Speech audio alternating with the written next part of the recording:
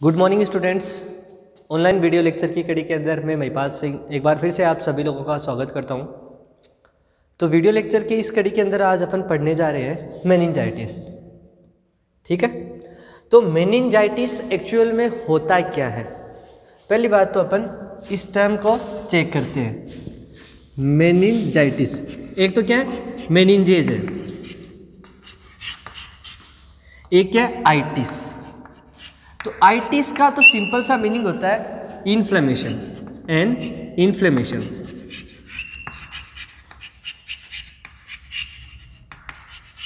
और मेनिंजिस क्या है?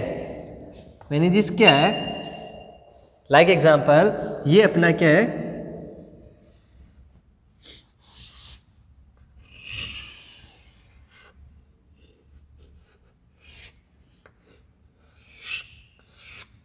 ये अपना क्या है, सेंट्रल नर्वस सिस्टम है, ब्रेन एंड स्पाइनल कॉर्ड। तो ब्रेन और स्पाइनल कॉर्ड है, इसके ऊपर एक मेम्ब्रेनियस कवरिंग होती है। क्या होती है? एक प्रोटेक्टिव कवरिंग होती है। यहाँ पे ब्रेन और स्पाइनल कॉर्ड के ऊपर क्या होती है? एक प्रोटेक्टिव कवरिंग होती है। इसी प्रोटेक्टिव कवरिंग को क्या बोला जा सकता है? मेनिंजिस। तो अपन क्या बोल सकते हैं? Meninges is an protective membranosus covering surrounded by the central nervous system. Central nervous system में क्या आता है? ब्रेन और स्पाइनल कॉर्ड। तो ये क्या है? A membranous covering.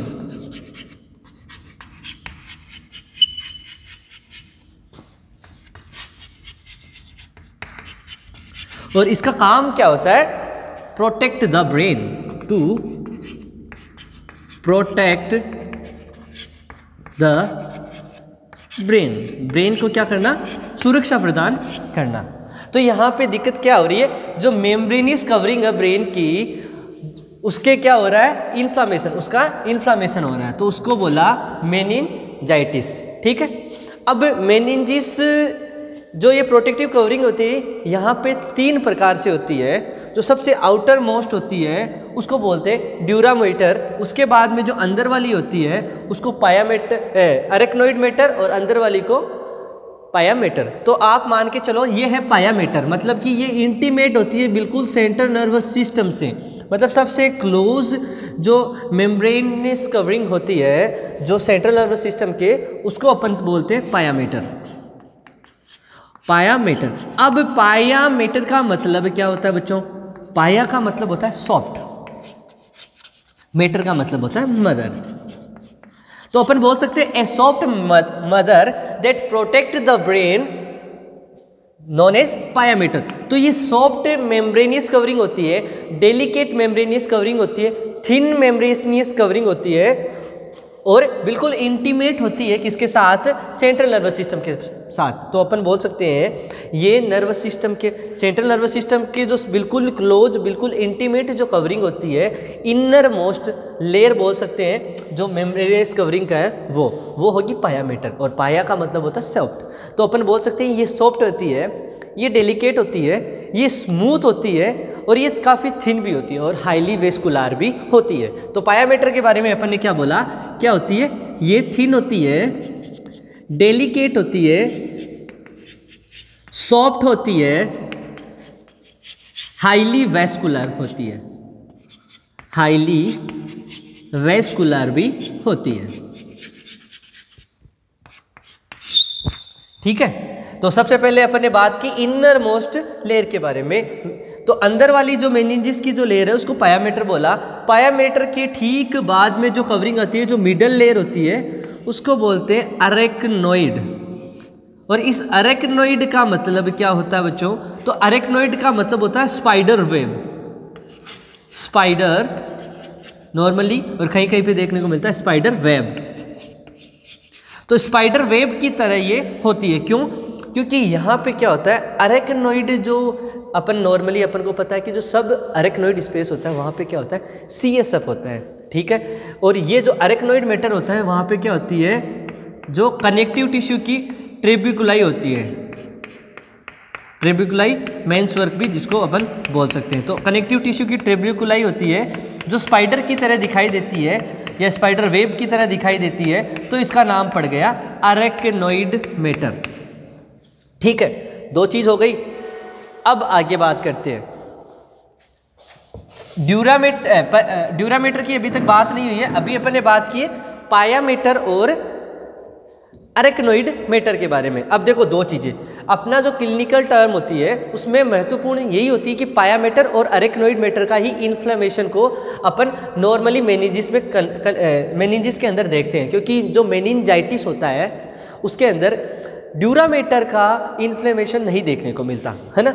ड्यूरामीटर की भी बात कर लेते हैं। ड्यूरा का मतलब होता है हार्ड, ड्यूरा का मतलब होता है हार्ड, और ये ड्यूरामीटर क्या होती है, आउटर मोस्ट लेयर होती है, आउटर मोस्ट लेयर। कौन?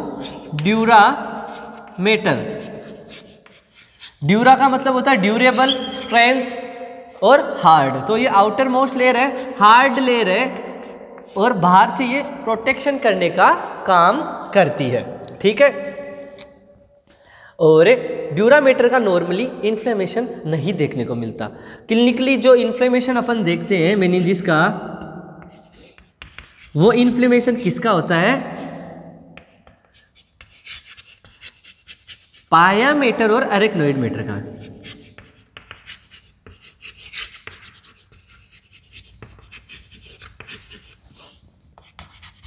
Clinically, inflammation of meninges include the inflamed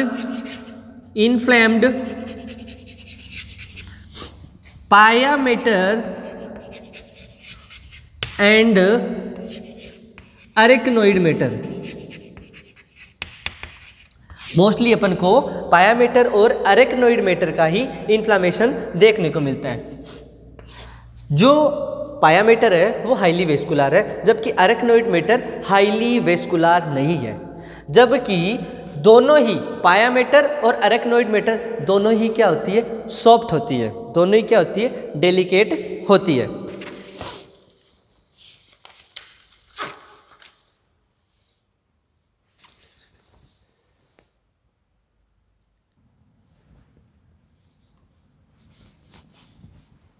अब देखो यहाँ पे एक और टर्म आती है कि अपन ने बात की कि नॉर्मली जो क्लिनिकली जो मेनिंजाइटिस देखने को मिलता है उसमें इन्फ्लेमेशन होता है किसका?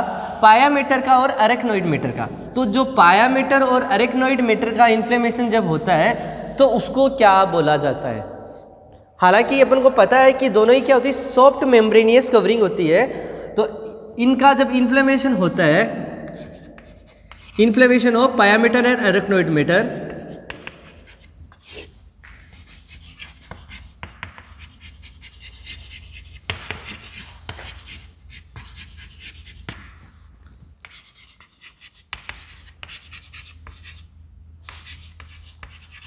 are combinedly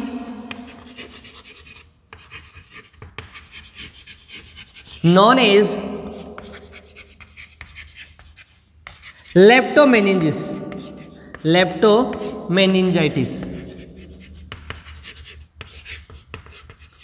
तो पायामीटर और जो अरेक्नोइड मीटर है इसका अपन को नॉर्मली इन्फ्लेमेशन देखने को मिलता है। ड्यूरामीटर हार्ड होती है इसलिए इसका इन्फ्लेमेशन नहीं देखने को मिलता, ठीक है। अब इनका दोनों का जब इन्फ्लेमेशन होता है तो उसको क्या, किस नाम से जाना जाता है? उसके लिए क्या टर्म यूज होती है? तो उसके लिए जो टर्म होती है वो लेप्टोमेनिंजिस होती है। तो फिर अगर अरेक्नोइड मीटर और ड्यूरामीटर का इन्फ्लेमेशन होता है तो उसको किस नाम से जानेंगे? हालांकि ये थोड़ा सा रेयर है, लेकिन अगर हो क्लिनिकली कुछ भी संभव है, अगर ऐसा होता है तो उसको किस नाम से जाना जाता है? तो अगर इन्फ्लेमेशन होता है किसका? Pia mater plus arachnoid mater, arachnoid mater and dura mater, arachnoid metre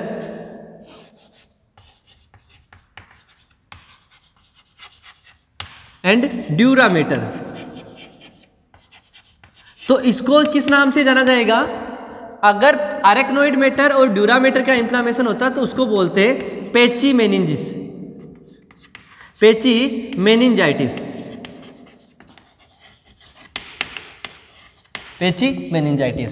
जबकि वहाँ पे क्या हो रहा था, अरेक्नोइड और पायामेटर का इन्फ्लेमेशन हो रहा था, जिसको अपन ने क्या बोला, लेप्टोमेनिंजिस। तो मोस्ट पॉपुलरली ये सही होता है, तो इस वर्ड को आपको याद रखना है, लेप्टोमेनिंजाइटिस को आपको याद रखना है। अब अपन बात करेंगे, देखो अब अपन बात करेंगे मेनिंजाइटिस के बारे में। तो इसकी डेफिनेशन तो नॉर्मली अपन बता ही सकते हैं कि यहाँ पे क्या हो रहा है, जो ब्रेन की जो या सेंट्रल नर्वस सिस्टम की जो मेम्ब्रेनियस कवरिंग है उसका इन्फ्लामेशन होना, उसको मेनिंजाइटिस नॉर्मली बोल सकते हैं कि inflammation of membranosus covering of central nervous system, जिसमें ब्रेन भी हो जाएगा और सेंट्रल स्पाइनल कॉर्ड भी हो जाएगा। तो अपन बोल सकते हैं it is an inflammation of membranous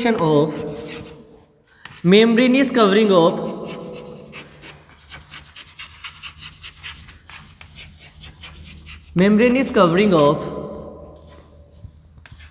central nervous system CNS, और वो मेम्ब्रेनियस कवरिंग जिसको किस नाम से जानते हैं, मेनिंजिस के नाम से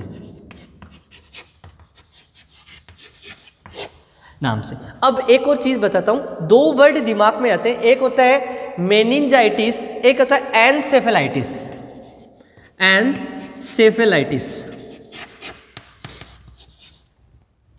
मेनिंजाइटिस और एनसेफेलाइटिस में क्या फर्क होता है, ये वर्ड नॉर्मली एनसेफेलाइटिस भी अपन देखते हैं कई जगह और मेनिंजाइटिस भी देखते हैं। तो इन दोनों वर्ड्स के अंदर सिमिलरिटी तो ये है कि यहाँ पे जो इन्फ्लामेशन होगा दोनों जगह क्या होगा, आइटिस वर्ड आएगा एनसेफेलाइटिस में और मेनिंजाइटिस में भी। तो आइटिस मतलब इन्फ्लेमेशन है, तो इन्फ्लामेशन कैसा होगा, तो यहाँ पे जो इन्फ्लामेशन होगा दोनों के अंदर वो कैसा होगा, जनरलाइज्ड इन्फ्लामेशन होगा, जनरलाइज्ड इन्फ्लेमेशन होगा। ठीक है, अब डिफरेंस क्या है, यहाँ पे क्या हो रहा है, जो मेम्ब्रेनियस कवरिंग है उसका इन्फ्लेमेशन हो रहा है, और एनसेफेलाइटिस में क्या हो रहा है, ब्रेन पेरेन्काइमा का इन्फ्लेमेशन हो रहा है। जो पायामेटर के बाद में जो पेरेन्काइमल लेयर होती है जो कि सेंट्रल नर्वस सिस्टम को कवर करती है, उसका अगर इन्फ्लेमेशन होता है तो उसको बोलते हैं क्या अपन, एनसेफेलाइटिस। ठीक है, तो ये वर्ड भी याद रखना है। इसके अलावा दो अलग वर्ड भी होते हैं, एक होता है सेरिब्राइटिस और एक होता है सेरिब्रल एब्सेस। दो अलग वर्ड भी आते हैं, एक होता है सेरिब्राइटिस,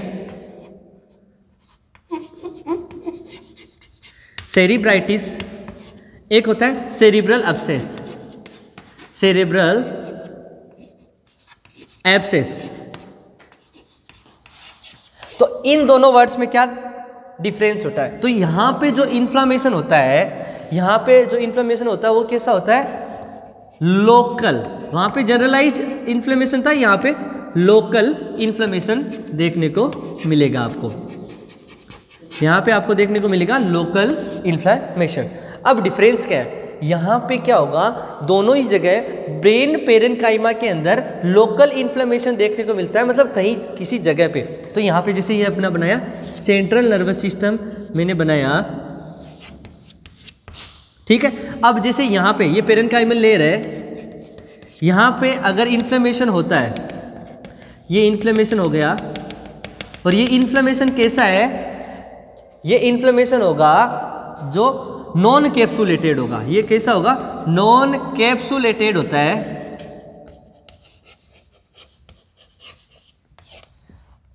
तो इसको बोलेंगे सेरिब्राइटिस। और अगर ये इन्फ्लेमेशन लोकलाइज्ड इन्फ्लेमेशन अगर कैप्सुलेटेड होता है तो उसको बोलेंगे सेरिब्रल एब्सेस। तो ये बात भी आपको याद रखनी है, सेरिब्राइटिस और सेरिब्रल एब्सेस के अंदर जो डिफरेंस है उसको आपको पता होना चाहिए। ठीक है,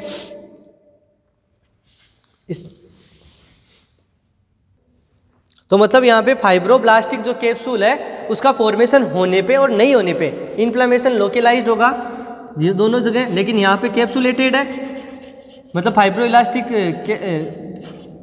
फाइब्रोब्लास्टिक कैप्सूल का फॉर्मेशन हो रहा है, तो ये तो क्या हो गया, सेरिब्रल एब्सेस। और नहीं हो रहा है तो उसको बोल दिया, क्या बोल दिया अपन ने, सेरिब्राइटिस। अब अपन बात करते हैं मेनिंजिस में, डेफिनेशन हो गई। अब बात करते हैं क्लासिफिकेशन की में। तो क्लासिफिकेशन में अपन इसके जो पॉजिटिव एजेंट हैं उनका भी साथ साथ पढ़ लेंगे। आज अपन बात करेंगे बैक्टीरियल मेनिंजाइटिस के बारे में।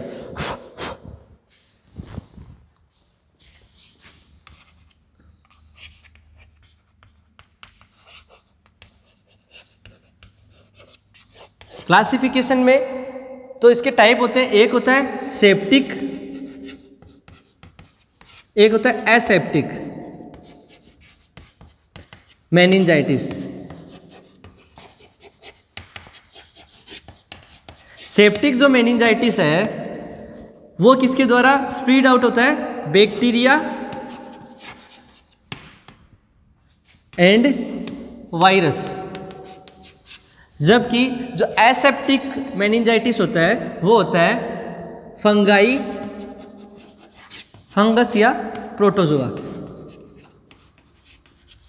प्रोटोजोअल। तो दो प्रकार का इन्फ्लेमेशन होता है मेनिंजाइटिस का, एक होता है सेप्टिक, एक होता है एसेप्टिक। तो यहाँ पे अपन सेप्टिक मेनिंजाइटिस देख रहे हैं, तो सबसे पहले अपन देखेंगे बैक्टीरियल मेनिंजाइटिस के बारे में। सबसे पहले अपन देखेंगे बैक्टीरियल मेनिंजाइटिस के बारे में।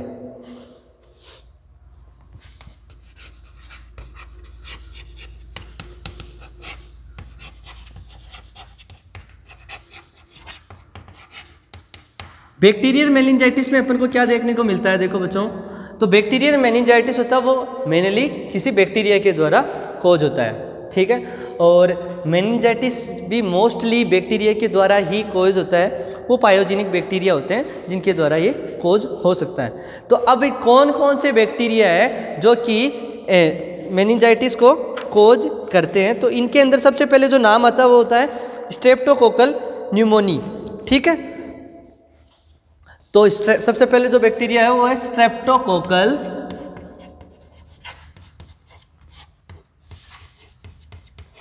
न्यूमोनी।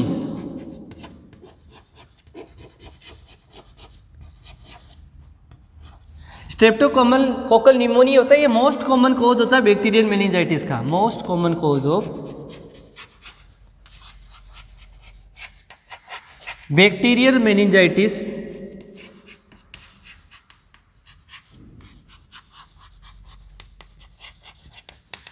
In adult. एडल्ट के अंदर बैक्टीरियल मेनिंजाइटिस का कोज सबसे जो मोस्ट कॉमन होता है वो स्ट्रेप्टोकोकल न्यूमोनी होता है। दूसरा, अगर बच्चों के अंदर मेनिंजाइटिस होता है, जैसा पीडिया में अपन पढ़ रहे हैं, तो वो कौन सा होगा? बच्चों के अंदर मोस्ट कॉमन पॉजिटिव ऑर्गेनिज्म क्या होगा बैक्टीरियल मेनिंजाइटिस का? तो वो होगा एच इन्फ्लुएंजा, HIV के नाम से भी जानते हैं, haemophilus influenza type B. Haemophilus influenza type B, जिसका वैक्सीन भी लगता है IM 6, 6, 10 एंड 14 वीक्स पे। पेंटावेलेंट जो लगाते हैं अपन, पेंटावेलेंट जो लगाते हैं उसका ही पार्ट होता है। 1 डोज होती है जिसमें 5 वैक्सीन होते हैं, पेंटावेलेंट। पेंटावेलेंट में कौन कौन सा होता है? Diphtheria, pertussis, tetanus, haemophilus influenza type B और हेपेटाइटिस बी, ठीक है। तो बच्चों के अंदर मोस्ट कॉमन कोज होता है, most common cause of meningitis in children.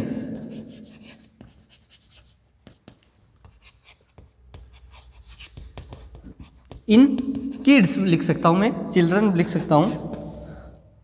तो ये सबसे मोस्ट कॉमन होता है। अब सबसे जो खतरनाक होता है, सबसे जो भयानक होता है, मोस्टली जो सबसे खतरनाक होता है, most dangerous and most severe जो होता है मेनिंजाइटिस, वो करता है कोज बैक्टीरिया के अंदर नाइजीरिया। और नाइजीरिया कैसा मेनिंजाइटिस करता है? Meningococcal meningitis, meningococcal meningitis. ये most severe and danger, most danger and severe type of bacterial meningitis, most common and severe type of bacterial meningitis.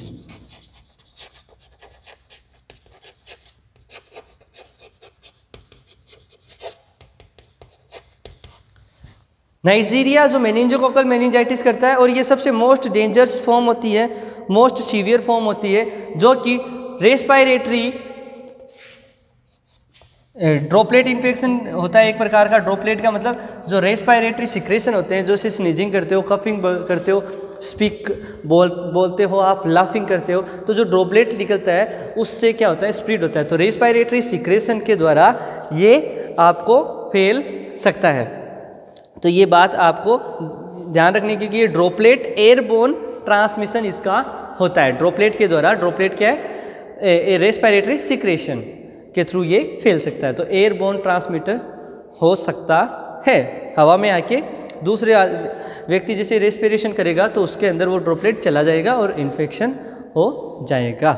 तो ये बात भी आपको ध्यान रखनी है।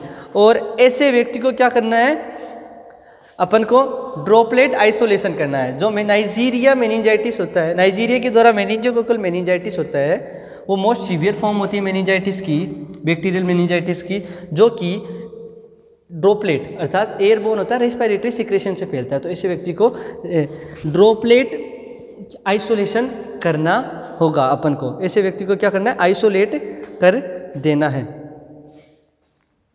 तो ड्रॉपलेट आइसोलेशन इसको रखना है। इसके अलावा इसका कॉमन साइन सिम्टम्स क्या होगा कि यहाँ पे क्या होता है, इंटरनल ब्लीडिंग होने की वजह से, इंटरनल हेमरेज होने की वजह से, इसमें क्या होता है, मेनिंजोकोकल मेनिंजाइटिस में इंटरनल हेमरेज होता है। तो आपकी जो स्किन है उसके ऊपर रेसेज बन जाएंगे, जो पिंकिश रेड कलर के रेसेज है वो आपको अपनी बॉडी पे देखने को मिलेंगे।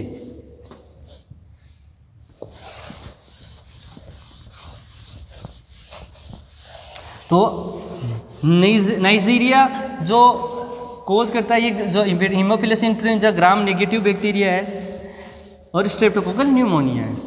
नाइजीरिया के बारे में बात की कि ये मेनिंजोकोकल मेनिंजाइटिस कोज करता है, ये ड्रॉपलेट के द्वारा फैलता है अर्थात रेस्पिरेटरी सिक्रेशन के द्वारा फैलता है। तो इनको ड्रॉपलेट आइसोलेट करना ज़रूरी होता है। इसमें इंटरनल ब्लीडिंग होती है, ब्लीडिंग की वजह से बॉडी के स्किन के ऊपर रेसेज बन जाते हैं और रेड और पिंक कलर के रेसेज आपको देखने को मिलते हैं। इसके अलावा जो चौथा है वो होता है ट्यूबरकुलर